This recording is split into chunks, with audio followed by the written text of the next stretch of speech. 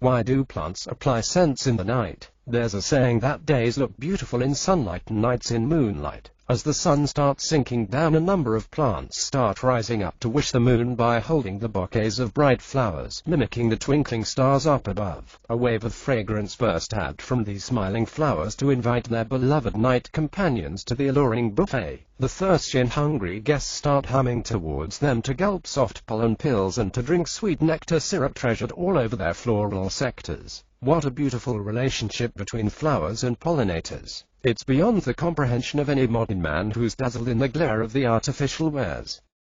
Do you know how these night creatures are called? What that fragrance is? Why that hustle and bustle in quiet dark environs all around? A great secret lies there. Nocturnal plants like cosmos, gardenias, jasmines, lavenders, lilies, roses and violets mate in that quiet gloomy nights only. The mating facilitators are the twilight guests like bees, flies, beetles, moths and bats. A great hidden sexual activity is always going on throughout the cool night to produce grains, fruits and vegetables for the teeming populations of not only animals but also human beings.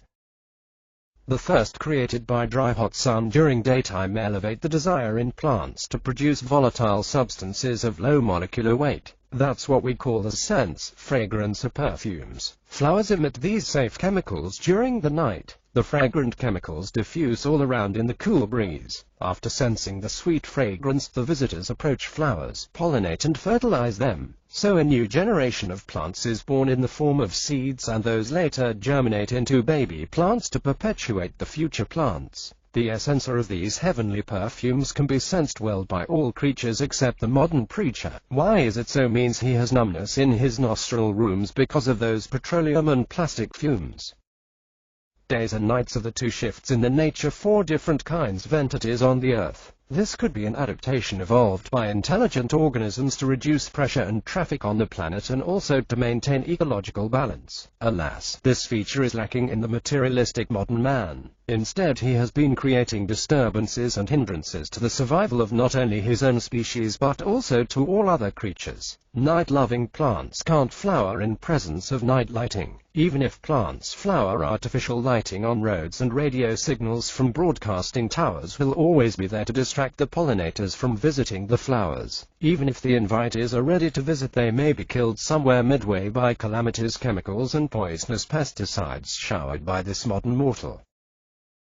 The cosmetic deleterious development has hollowed our minds of common sense and instead stuffed with concrete sense. Let us behave like earthly inhabitants rather like hellish aliens. Though we are diurnal, we are lavishly lighting the world as if we're nocturnal creatures, but it's ignored in the dazzling glare of development. Night-long lighting is not at all required. Wherever it's required, it can be low-level lighting. Our conscience and practice can save not only energy but also biodiversity and humanity. God save this mindless mankind.